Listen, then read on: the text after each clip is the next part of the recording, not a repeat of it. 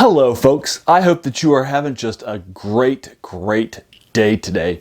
Today's my 700th subscriber video. I like to do a special video every 100 subscribers that I get that's not a part of my normal 3 videos a week on Sunday, Tuesday, and Thursday. So today we're going to be doing that as we've hit 700 subscribers. I've actually done this about 30 or 40 subscribers early because I like to plan a lot of my things out ahead of time. But I want to go ahead and do this for you. Today what I want to do for you is something a little special. Sometimes for these videos I'll do something where I'm revealing a little bit about myself, a little bit curiosities, things that I'm really passionate about, projects and that sort of thing that aren't always things. I also done things like my library tour and stuff like that as part of this video. But today what I wanted to do was something completely different. I wanted to find out what you were interested in regards to me. What have I not talked about? What things are out there that I haven't done? So I reached out to my social media and some other folks and some other places and had some fans and some other folks send me various questions that they had about me. Today we're going to answer 5 questions that that fans have about me. If you like this video, at the end, ask some more questions. Post your replies about some other questions that you might want to know. If this is something popular, we might be able to pick it back up for 800 or something like that. I'd be happy to push this forward if it's something that really resonates with you. But if on the other hand, if it's just not your thing, then that's fine. Just let me know that you want to have me do something else for my 100 subscriber videos for you. Now, most of the 4 of these 5 questions are going to ask me about what my favorite something is. And this would be, and my answer for a lot of these is going to be multiple things. I'm not sure. And that's a very different answer than I would have given back when I was a kid, high school, junior high, college, and my early adult years. And I'm a very different person now than I was back then. For example, when I was a kid in high school, junior high, and that sort of thing, every month I would do a triple elimination with 3 brackets of 256 songs that were my favorite songs. And there'd be a winner's bracket where if you got eliminated from a loss, I'd have songs go up head to head each other, and I'd choose which one was my favorite of the 2 in a random bracket. Then they got knocked down to the second bracket. So the winner of the winner's bracket was obviously my favorite song. The winner of the first loser's bracket was obviously my second favorite song. The winner of the third loser's bracket was obviously my third favorite song. And if you had 3 eliminations, then you were out. And then at the end, I would look at my top results and come up with my top 40 favorite songs of all time. And I would do this every month and refresh my top 40. And so I would know exactly what my top 40 songs would be. This used to be something much more passionately for me than I am today. So a lot of the questions that you asked for favorites, I'm probably going to give you 2 or 3 answers for some of them. That's just fine. I'm just in a different place now than I used to be, and that's fine. That's okay. But let's go ahead and get started. So the first question that was asked was, what is my favorite movie? What is my favorite movie? Well, that's a good question. Well, when I was right after I graduated from college and I started my first job at Eastern Michigan University, I really liked electronic music, and it's particularly synth pop. And there was this online station over in Madison, Wisconsin that was done by on PBS, and they had this online 3 hours that they would post every single week that they would post online that had the entire radio show that was done by somebody who also liked a lot of the same artists that I did too. And so I listened to a lot of the synth pop and electronic music on this show. And one night they had an advertisement for a local showing at an independent screening company for a movie called Donnie Darko, which I had actually never heard of before. And as I listened to this commercial on this online, 3-hour-long thing in my office one day, I said, that seems like the kind of thing that I would really be interested in it. So I bought it on DVD and I watched it and I loved it. And Donnie Darko thus was my first favorite film back when I was in my mid-20s. And this was there for a while. And then I bought the video on DVD for Save, which also stars Jenna Malone. And this became my second favorite film. It replaced Donnie Darko on my list as my favorite films of all time. I really enjoy it. I think it's got a lot of funny stuff in it that happens in it. And Saved was my favorite video for the movie for the longest period of time. When I saw Black Panther in theaters, I loved that enough and it became my favorite film. I'm a big fan of the Avengers. I grew up, in impoverished southern West Virginia, and I didn't have a whole lot of money, but I subscribed to the Avengers comic from Marvel and actually got the Avengers comics in my mail. It's the only comic I've ever subscribed to my entire life. I actually have a copy of every single copy of the first run of the Avengers before it was canceled and rebooted in the 90s.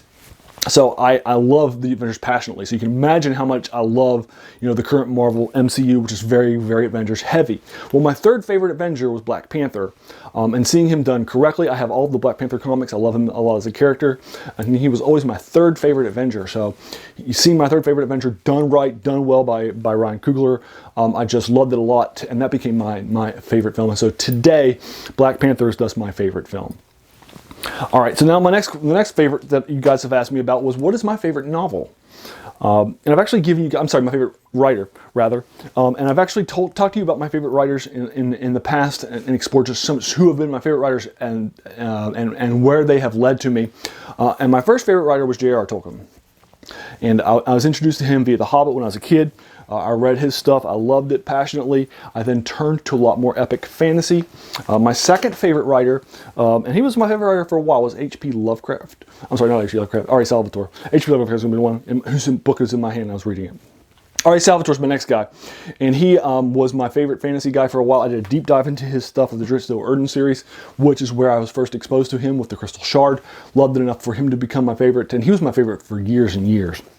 Then in high school, I read Michael Moorcock, and Michael Moorcock became my next favorite writer. And I consider Michael Moorcock to be my first sort of mature, adult favorite reader. J.R.R. Tolkien obviously wrote some adult stuff, as did R.A. Salvatore. But I consider Michael Moorcock to be the first sort of, guy you read not just for fun, but somebody who really sort of strengthens you as a reader. He challenges you as a reader, that sort of thing, which I really enjoyed. Then I encountered H.P. Lovecraft when I was in college, and he became my next favorite writer, and he was my favorite writer for a long time. And then I began pushing myself into other directions. So who is my favorite writer today after those first four? I'm not sure. I'd probably still say Lovecraft, because I still go back to him. I still like him. I still think he's very influential in who I am and who I'm reading and where I've pushed more into horror than the other genres. So I'd still say it's probably Lovecraft, but I'm kind of open to it. I'm not committed to that answer any longer, because there's just so many good writers out there that I like to chase down and follow into, like Robert E. Howard, Clark Ashton Smith. So there's a lot of other writers out there too that I'm really, really passionate about. But I'd probably say, if you had to push me, I'd probably still say H.P. Lovecraft, because of just how good he is and how influential he's been on my reading. So that's my favorite writer. Now, my next question that you asked me, this is the only question that I was asked that I chose that was not one of my favorites. And that was, when you were growing up, what was the first job that you wanted? What was the first job I wanted? Great question, and I got a great answer for you too. This is Betty Crocker's Birthdays for Children. This is my mom's copy of it. I found it when I was a kid. I was probably 8 at the time, looking through her things in the kitchen. And this basically has a lot of different ways on how to plan a birthday party. And it has everything from games that you can play to putting together advertisements, invitations, decorations, and how you can make them. And it's basically a how-to guideline book, on a manual for how to create a birthday party. Now, this thing has been so influential on me that I have planned team builders around the games that are in here with college students when I was working at colleges, with students in residence life. I would do this for programs. I would do this for staff bonding stuff. I love this to today. There are still things in here that I will do today. I just absolutely love it. So the first job I ever wanted was to be a birthday party planner professionally. Now, of course, that's actually not a job. But hey, that was the first job that I ever wanted to have, was to be a birthday party planner. I thought that would be really, really cool, and I thought that would just be so much fun to do, and I have the book that tells you how to do it, and I was really passionate about it. So that was my first job that I wanted to have, and I was probably 8 or 9 at the time when I first read that book, and it really sort of, really sort of impacted me in a major way. So the next book, the next favorite, so we're going to head back to favorites for the last 2. And the next one is, what's my favorite novel? I've talked to you a little bit about what some of my favorite novels have been during the past. My first favorite novel that I read when I was in high school was Dracula by Bram Stoker. And I loved it a lot. I particularly enjoyed that Bram Stoker chose to use all real-world documentations from journals to newspaper articles to flesh out the story. And instead of just giving it to you, I feel that really grounds the story. It really makes it seem more real than a Dracula might otherwise have seemed. So I enjoy his way of writing Dracula.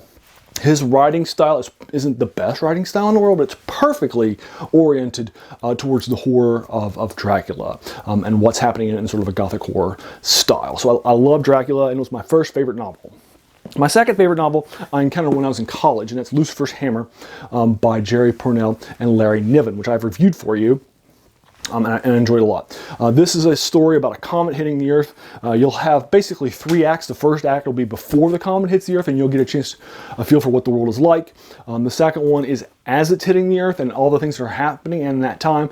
And then the third act is what happens after it's hit the Earth and how has it changed. So you get it in 3 parts. It's not just post-apocalyptic or pre-apocalyptic, then ends, or just currently during the apocalyptic event, and then that's it. You actually will get a chance to take your feet a real deep dive, and this is a thick tome of a book. It's like 640 pages long. So Lucifer's Hammer will definitely keep you up. Now, Lucifer's Hammer remained my favorite book for years until I went back and reread it. When I reread it, I saw that there were some limitations to it that I didn't see when I was in college. I challenged myself more as a reader.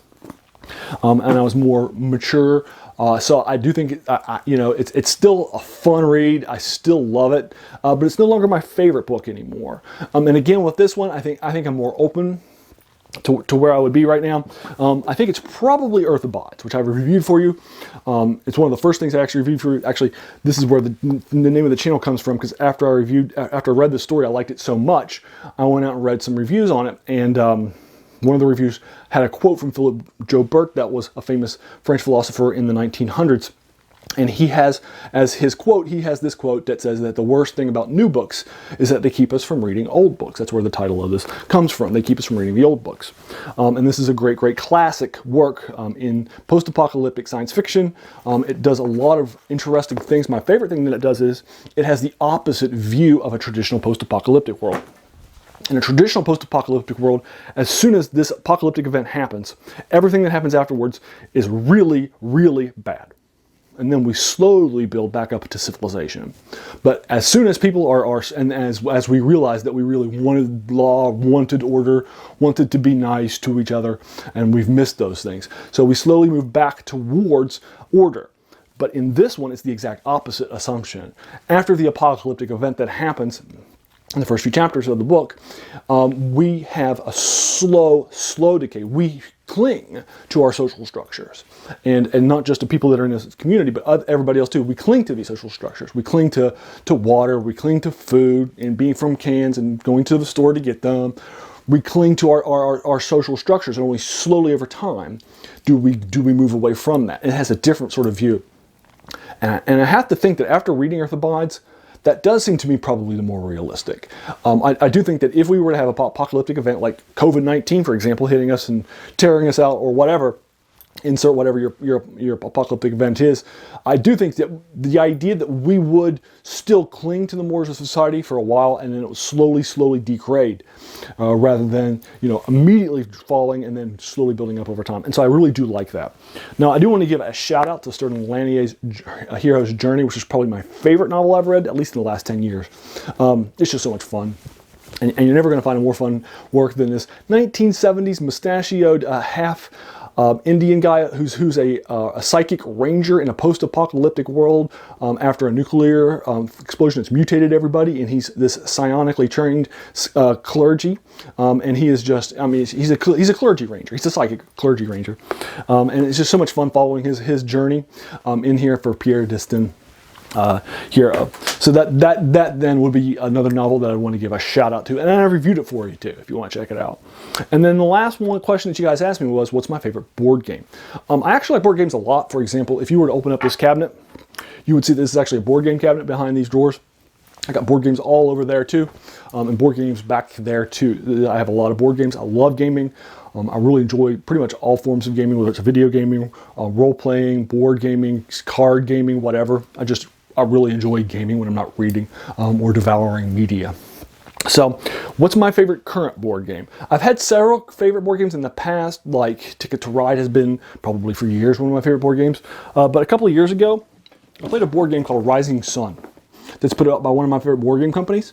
And this is an incredibly strong game. What it does is, it's basically set during the medieval times in Japan, and you are in sort of a mythological Japan where you have spirits and things that you're trying to summon. You also have soldiers, and you're trying to take control of territory. You're working with other people in a kind of diplomacy setting. You create alliances for the turn, and it's divided into seasons. And you'll start in one season, you'll move through the game sequentially, and then you'll try to control the world and gain points in order to win the game.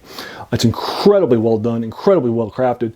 All of the pieces in it are gorgeous. I could not recommend Rising Sun for you more. It's a very, very, very strong game.